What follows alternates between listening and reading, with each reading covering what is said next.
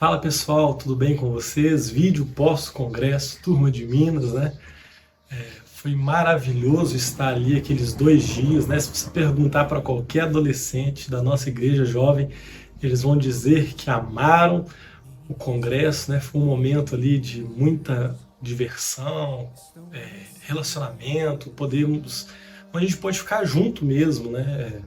Nesses dias, aprender mais da palavra de Deus, mas também estreitar mais os nossos relacionamentos. E o tema foi super apropriado, muito bem escolhido, né, pelos organizadores, que às vezes para mim e para você é um pouco estranho, né? Eu até mesmo quando vi a primeira vez flopados, eu não sabia sequer o que significava isso, precisei recorrer ao Google para poder saber o que era, né? E o termo flopar quer dizer quando algo dá errado na nossa vida, né? Quando um plano nosso, um objetivo nosso, nós fracassamos.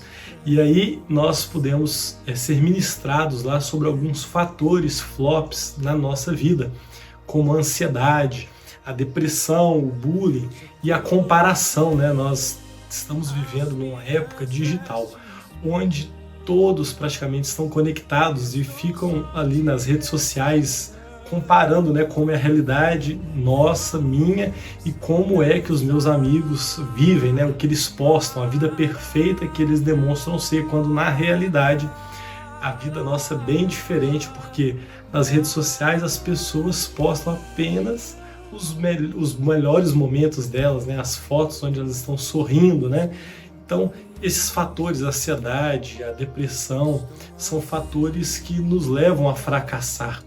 Comparação uns com os outros levam a gente a fracassar. E no primeiro dia, logo no primeiro, nós tivemos ali o preletor Manu Mesa Barba, e ele falou sobre essa cultura de sucesso, né, que nós vivemos, que nos leva a juntar tesouros na terra.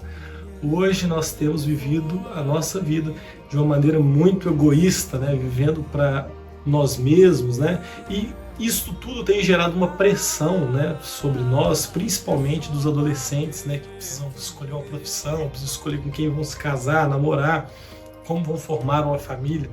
E hoje a percepção é que eles andam por demais sobrecarregados por essa pressão, né, de que precisam ter uma boa profissão, precisam ter um carro, precisam ter uma casa. Isso não provém de Deus, né, porque nós precisamos entender, né, que quando as coisas dão certo e quando as coisas dão errado, nosso Deus precisa ser glorificado por meio de tudo isso, né? Não é todo mundo que vai ser bem sucedido na área financeira, não é todo mundo que vai ser bem sucedido na área profissional, né? E nós precisamos saber lidar com essas coisas da maneira que Deus espera de nós, né? Nós precisamos estar atentos a isso.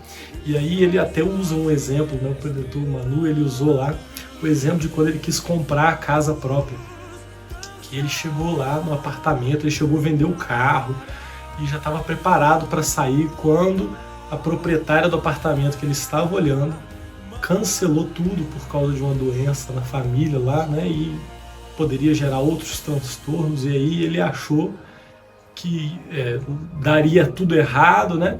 Mas logo na sequência, né, o corretor dele liga para ele e diz que naquele mesmo prédio havia um outro apartamento. E aí ele foi lá conhecer. O apartamento era muito melhor do que aquele que ele estava vendo, né, no mesmo lugar.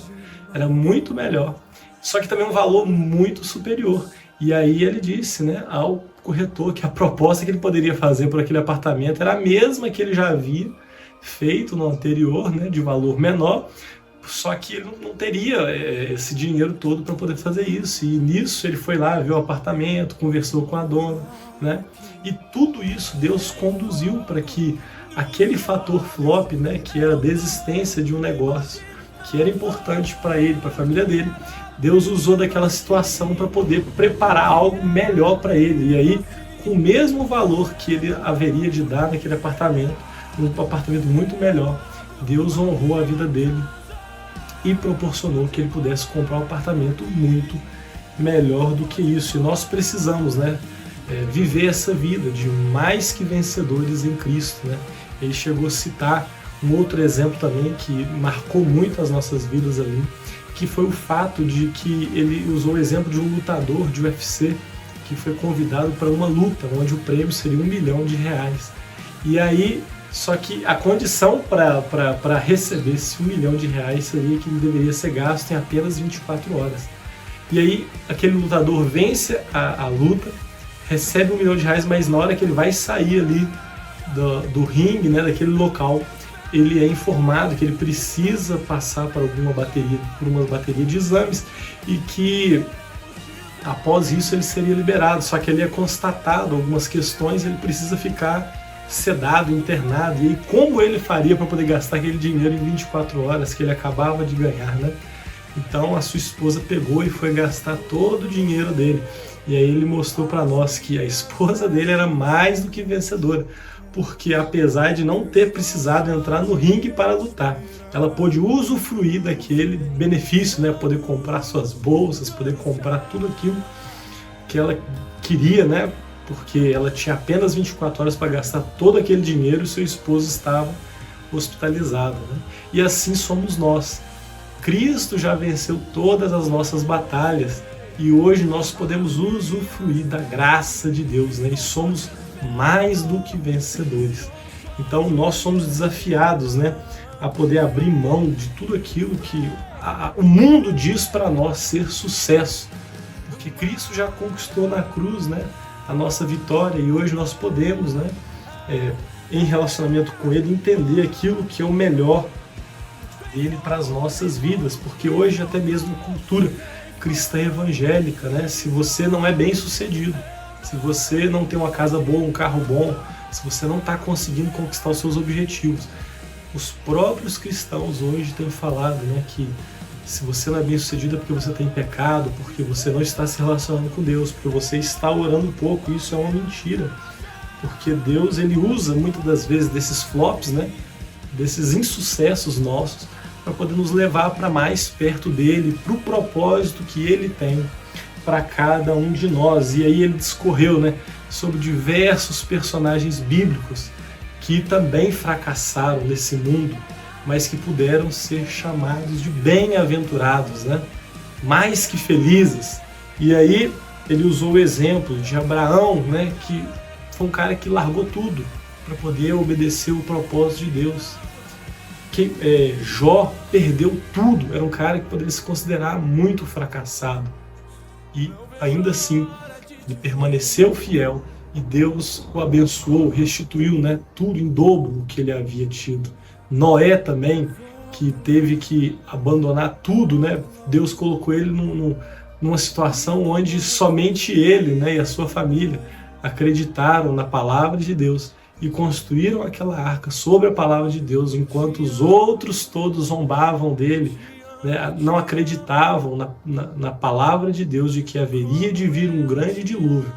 E aí Deus honra Noé quando começa a cair aquela chuva, onde até então ele era um flopado, né? Estava ali construindo uma arca para quê?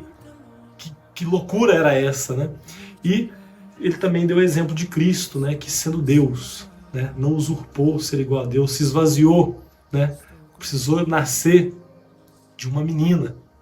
E aí ele vem ao mundo em forma humana, né? Ele que não precisaria de nada disso, né? Ele não precisa de nós, mas ele se fez homem, né? Viveu entre nós, sofreu as mesmas tentações que nós, passou por fome, teve que ficar no deserto, né? Sofreu tentações, ele foi humilhado, rejeitado, né? Ou seja, Jesus é o maior exemplo, né, de que precisou passar por humilhações, fracassou, né, perante aos olhos humanos, mas ele cumpriu tudo aquilo que o Pai havia lhe ordenado, né? Então, aos olhos humanos, Jesus também flopou, né? E nós sabemos que, pelos olhos da fé, Jesus, ele é vencedor, né? Ele é Deus, ele é acima de tudo, né? E aí, no segundo dia também, nós podemos ter ali a preleção da Aline Frateschi, né? E foi muito especial a palavra dela, porque se no primeiro dia nós fomos, né, desafiados a viver essa vida de bem-aventurados, em contrapartida com esse sucesso que é vendido hoje em dia. No segundo dia nós podemos ter o testemunho da Aline, né, contando de que ela se preparou na universidade, seus pais ali, né, investiram nela e ela foi para a universidade para fazer uma faculdade de odonto e chegou a se formar, mas dentro dela queimava o desejo de poder fazer a obra do Senhor. E aí ela vai e conta para os seus pais que ela não mais exerceria a profissão de odontologia, que era tudo que a sua família, os seus familiares esperavam dela. E aí Deus a leva, né, para um campo missionário, ela vai para o Oriente Médio, né? E aí parece, né, tá vivendo o propósito, o sonho como estava, né? Mas Deus, dali um tempo, 4 anos depois, fala para ela que é momento dela sair. E aí ela retorna ao Brasil. Esse retornar parecia ser um fracasso de um fracasso, porque como assim ela abre mão tudo de ir para lá e aí Deus vem e traz ela de volta, né? Mas nós precisamos entender que os planos de Deus não são os nossos planos e nós precisamos viver sobre a inteira dependência do nosso Deus, né? E foi muito lindo poder ver na vida dela esse testemunho de que ela abriu mão, né, do sucesso, né, do que as pessoas, né, esperam. Ah, você precisa ser um bom profissional, né? Vai ter pessoas que Deus vai chamar para poder exercer a missão dentro das suas profissões, mas nós precisamos estar atentos àquilo que Deus quer fazer em nós e precisamos estar abertos ao chamado dele e podemos estar na dependência dele. E no último dia, né, à noite, o Lucas, né, o pastor Lucas falou para a gente sobre essa cultura toda que nos envolve, né? Nós somos influenciados desde que nós nascemos.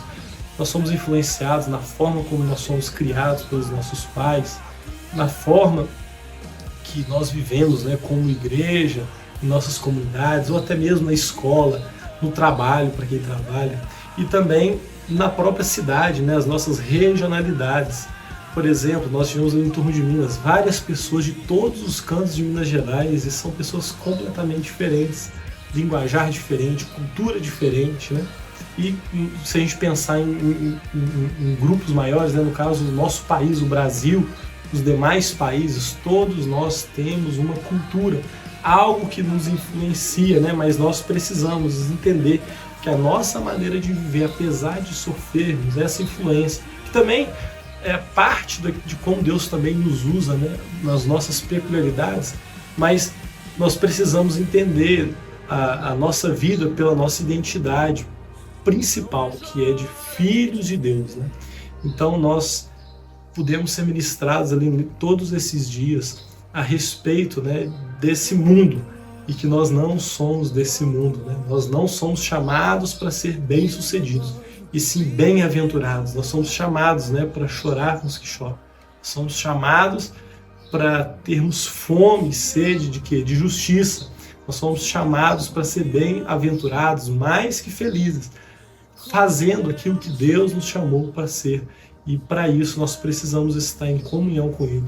Entendermos quem realmente nós somos, né? A nossa identidade em Cristo Jesus, para podermos viver a nossa vida, independente das coisas que nos cercam. As circunstâncias não definem quem nós somos, apesar de nos forjarem.